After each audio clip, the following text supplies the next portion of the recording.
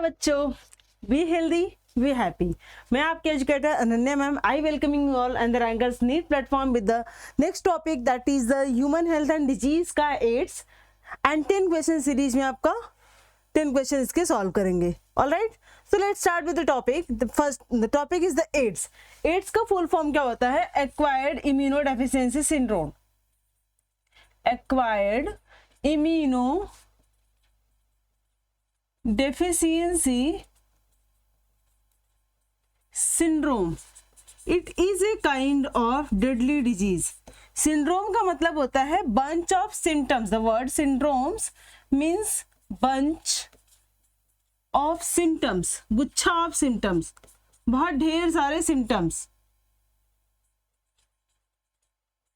ठीक है, now let's discuss about the AIDS से पहले something about HIV. HIV एक वायरस है, ये एक वायरस है which cause the disease AIDS. ठीक है, HIV अटैक करता है ह्यूमन के C4 सेल्स के ऊपर। C4 जो सेल्स होते हैं ह्यूमन, इनके ऊपर अटैक करता है। अब C4 सेल्स कौन कौन से हैं? Number 1 macrophages, number 2 T helper cells, number 3 dendrite cells या डेंड्रिटिक सेल्स। इनके ऊपर ये अटैक करता है। अटैक करके ये वायरस जो होता है, इसके पास 2 single stranded RNA as a genetic material होता है। It have the 2 single stranded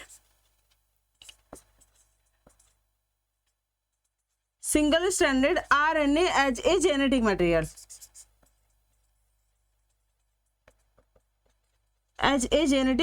होता है। ठीक है, and which cause the disease AIDS. और एड्स जाके अपना घर किसके अंदर बनाता है, यानी HIV वायरस किसके अंदर अपना घर बनाता है? मैक्रोफेजेस, T हेल्पर सेल और डेंड्राइटिक सेल। इसकी वजह से होता क्या है कि इम्यून सिस्टम वीक होने लगते हैं। It weakens the immune system. ये टारगेट कर रहे हैं हमारे इम्यून सेल्स पे, इसलिए इस डिजीज का नाम पड़ा है एक्वायर्ड। जो एक्वायर किया जा रहा है इम्यून सिस्टम के डेफिशिएंसी करा रहा है, और बंच ऑफ सिम्टम्स देखने को मिलते हैं। कोई एक डिजीज नहीं होती है। इम्यून सिस्टम वीक होने की वजह से किसी भी पैथोजेंस, बैक्टीरिया, फंजाई, वायरसेस, कोई अदर वायरसेस, कोई अदर बैक्टीरिया, कोई अदर फंजाई, इनसे ऑर्गेनिज्म जो होता है जिसको एड्स हुआ रहता है, वो प्रोन होता है, ससेप्टेबल होता है इस डिजीज, इस वायरस से अटैक होने में। दीज आर द ससेप्टेबल हो जाता है ये ऑर्गेनिज्म। कोई भी पैथोजेंस बहुत इजीली इसको अटैक कर देता है, क्योंकि इनका T हेल्पर सेल्स क्या हो गया, धीरे धीरे रिड्यूस होने लगते हैं, इनके नंबर्स कम होने लगते हैं।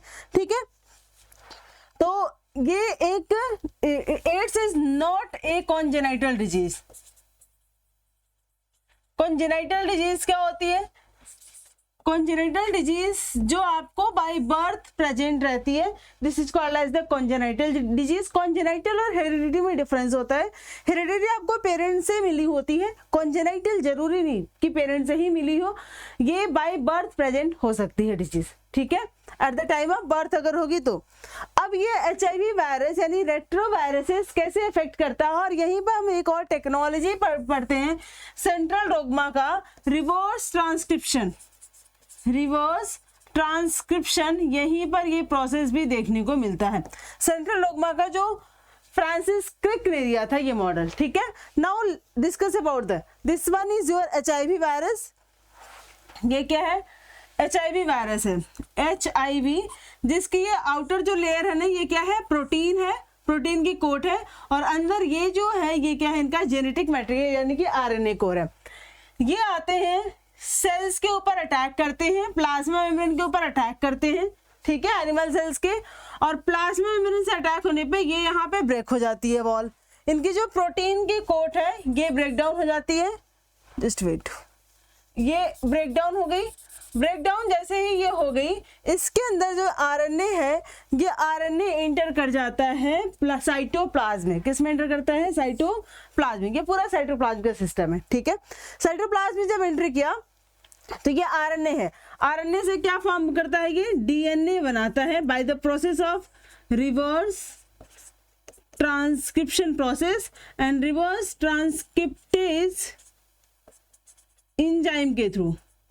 यहाँ पे बाय रिवर्स ट्रांसक्रिप्टेज एंजाइम लगती है और ये प्रोसेस रिवर्स ट्रांसक्रिप्शन कराता है। इससे क्या बन गया DNA, the DNA is incorporated into nucleus, क्योंकि जेनेटिक मटेरियल हमारा कहाँ पाया जाता है, न्यूक्लियस में।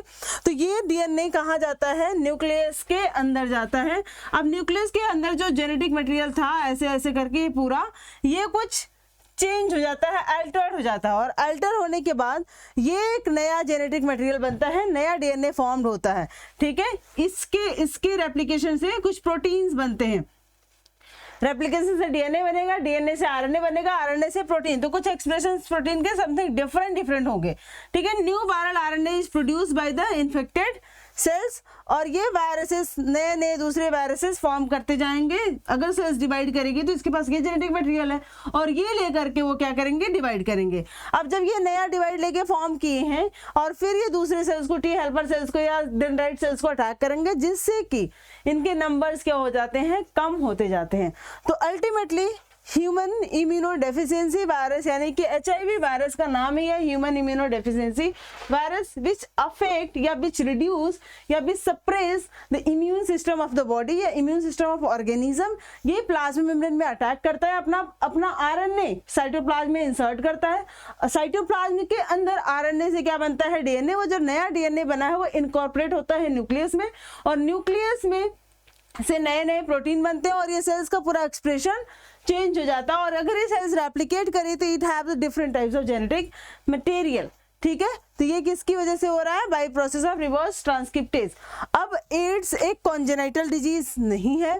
ठीक है, इसका प्रिवेंशन कैसे किया जा सकता है, इसके सिम्टम्स बहुत लेट अराइज होते हैं, अर्ली स्टेज में इसके सिम्टम्स अराइज नहीं होते हैं। क्योंकि ये जो वायरसेस है ना, ये किसको इन्फेक्ट कर रहा है, मैक्रोफेजेस को, T4 सेल्स को और डेंड्राइटिक सेल्स को। ये हमारे इम्यून सिस्टम के सेल्स हैं, और हमारे इम्यून सिस्टम के सेल्स ही जो प्रोटीन बन रही है, वो प्रोटीन बॉडी रिकॉग्नाइज नहीं कर पाता है, हमारा इम्यून सिस्टम रिकॉग्नाइज नहीं कर पाता है कि ये कोई दूसरा होगा। उसको लगता है कि हमारे सेल्स ही बना रहे हैं, इट मीन्स कि ये हमारा ही प्रोटीन है।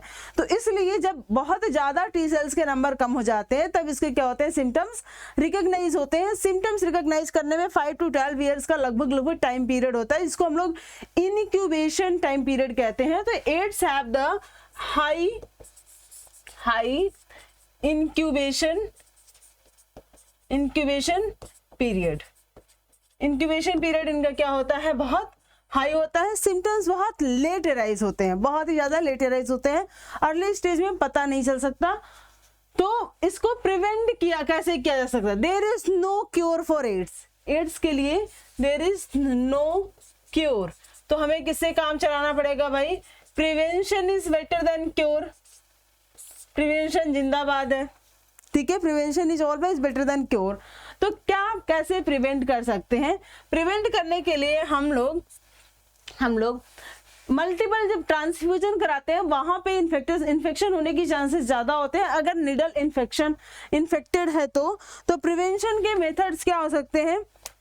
ठीक है, avoid multiple partner for sex. अब इसमें प्रॉब्लम कहाँ आती है, might be if the partner is multiple, might be one of them are infected. ठीक है, दीज आर द चांसेस। ऐसा नहीं कह सकते कि हाँ ये इन्फेक्शन होगा ही होगा, यहाँ पे चांसेस होते हैं। ठीक है, prevent blood transfusion from infected needle. इसलिए हमेशा जब भी ब्लड इंजेक्ट आउट करो या इजेक्ट करो या इंजेक्ट करो, always use the sterilised needle, never ever use the use needle. जितने भी यूज नीडल है ना उनको कभी नहीं इस्तेमाल करना चाहिए। जो पैकेट में पैक नीडल रहती है सिर्फ उन्हीं को इस्तेमाल करना चाहिए। ठीक है, दूसरा ड्यूरिंग ड्रग इंजेक्शन अवॉइड या प्रिवेंट और avoid drug injection by infected needle. ठीक है। दूसरा, इन्फेक्टेड मदर से बेबी में through the placenta it transfer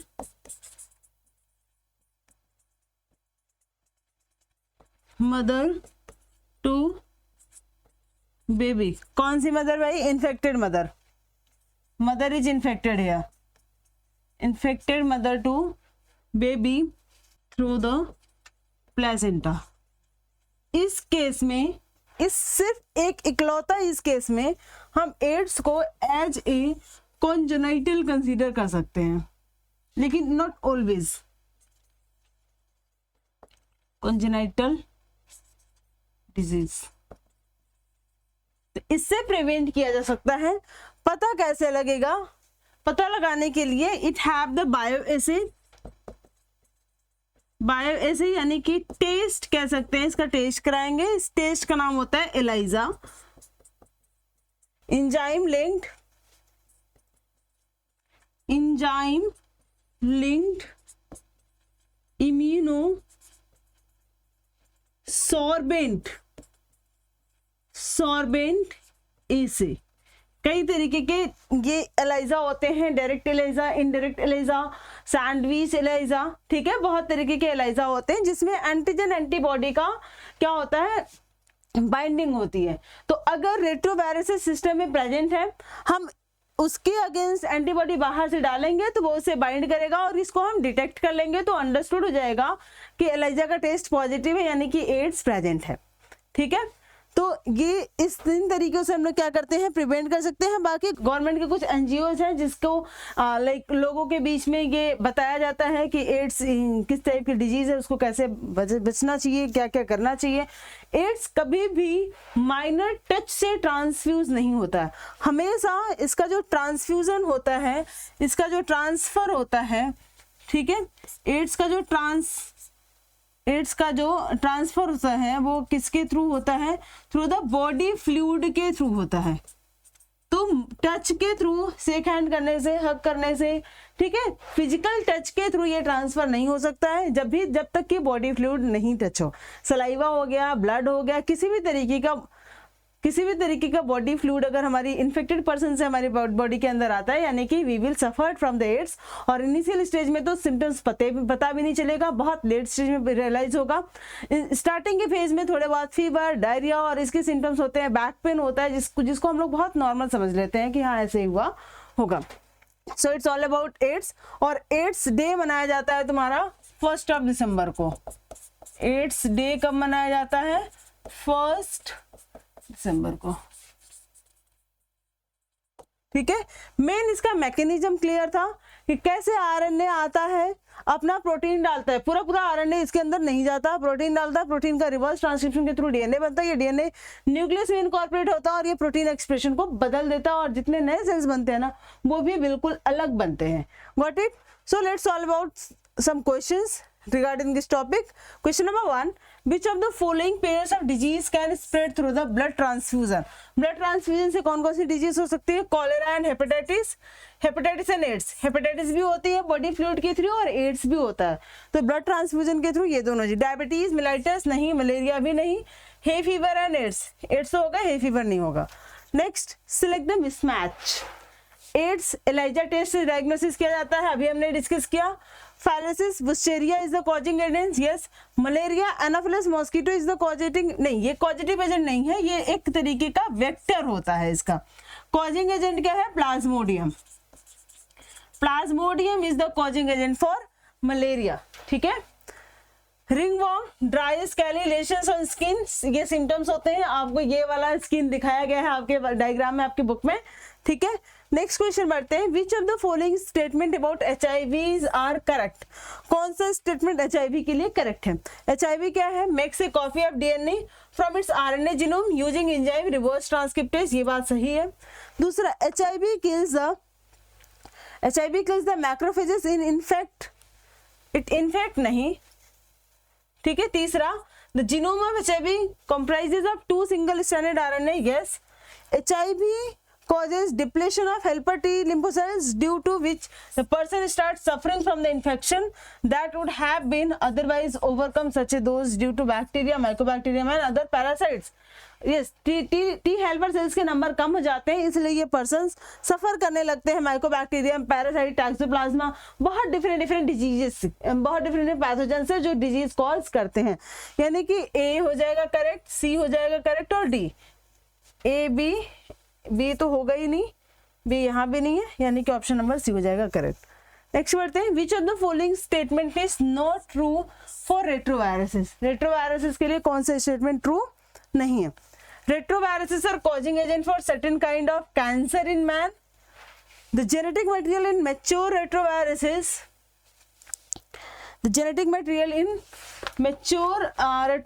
is RNA. यह सही बात है, ये ठीक है।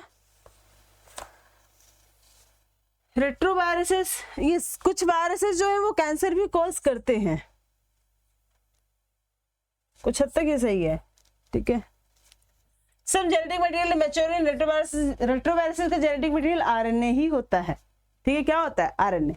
Now retroviruses carry the gene for RNA dependent DNA polymerase, यानी कि रिवर्स ट्रांसक्रिप्टेज, ठीक है। DNA is not present at any stage in the life cycle of retroviruses, ऐसा बिल्कुल भी नहीं है, डीएनए तो प्रेजेंट होता है। यानी कि इसके लिए जो करेक्ट आंसर होगा, क्योंकि नॉट करेक्ट पूछा है ना, यहाँ पे नॉट करेक्ट पूछा है, तो करेक्ट क्या हो जाएगा? डी हो जाएगा। मूव करते हैं नेक्स्ट क्वेश्चन की तरफ। The genetic material of HIV viruses comprise of two single standard RNA. क्या है भाई? देखो, 1 single standard RNA, 1 double standard RNA, 2 single standard RNA. Option number C is the correct one. आगे बढ़ते हैं। Select the incorrect statement regarding AIDS from the following. AIDS के according जो incorrect statement है, यस इनकरेक्ट है। AIDS is caused by retroviruses have 2 molecule of single standard RNA as it's genome. 1 तो correct है, ठीक है, तो यहाँ पे 1 नहीं हटा दो। अच्छा, इनकरेक्ट पूछा है, सॉरी सर, तो ये स्टेटमेंट तो सही है। दूसरा देखते हैं, AIDS can be successfully treated using anti retroviral drugs. Successfully नहीं, पार्शियली ट्रीट होता है, इसके थ्रू पार्शियली ट्रीटेड होता है। इससे ये कंप्लीट ट्रीटमेंट इसका नहीं है, ट्रीटमेंट है ही नहीं, इसका क्योर है ही नहीं। तो पार्शियली रेट्रोवायरसेस मतलब रेट्रोवायरल ड्रग्स के थ्रू पार्शियली थोड़ा बहुत रिलीव कराया जाता है, ठीक है। Macrophages act as a viral factory and it leads to the continuous production of new viral particles. Option ये भी करेक्ट है।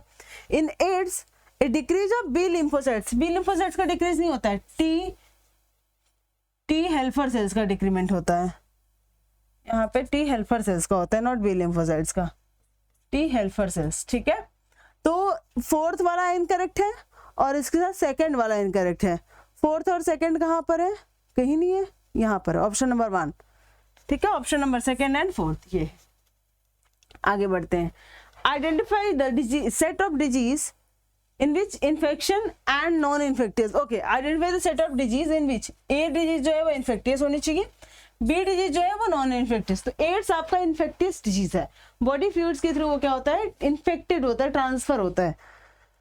तो निमोनिया एंड मलेरिया, निमोनिया तो है लेकिन मलेरिया नहीं है। कैंसर एंड एड्स, कैंसर नहीं है, एड्स तो है। एड्स और हेपेटाइटिस, ओके। मलेरिया तो नॉन इन्फेक्टियस नहीं, इन्फेक्टियस है। ये भी निमोनिया भी इन्फेक्टियस है। एड्स इन्फेक्टियस है, हेपेटाइटिस आर्थराइटिस जो है नॉन इन्फेक्टियस। ये सेट एकदम करेक्ट है, ठीक है। मलेरिया इन्फेक्टियस है, कैंसर नॉन इन्फेक्टियस है। कैंसर एक लाइफस्टाइल डिसऑर्डर है। आगे बढ़ते हैं। AIDS does not spread through, किसके थ्रू एड्स नहीं फैलता है? Option number 1, using a syringe by the ads patient. भाई एड्स पेशेंट का सिरिंज लगाओगे तो बॉडी फ्लूइड तो टच होगा ही ना, ये तो फैलेगा ही फैलेगा। Through contact with cloth of an AIDS patient, इनका क्लोथ शेयर करने से नहीं होगा स्प्रेड, ठीक है। Through the mother with AIDS to the foetus during the pregnancy, ये तो होगा ही होगा। Through the breast feeding by AIDS suffering mother to a child, ये सब में आपका फ्लूइड कहीं ना कहीं कांटेक्ट में आ रहा है, accept the B1।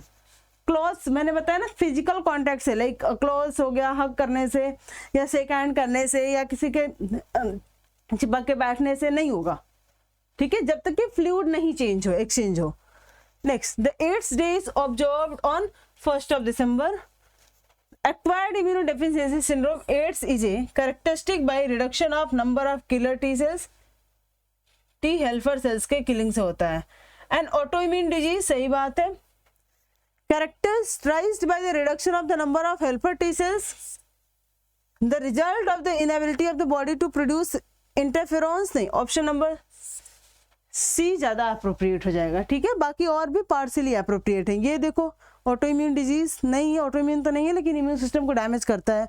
Result of inability of body produce interferon, ये भी नहीं, ऑप्शन सी हो जाएगा करेक्ट.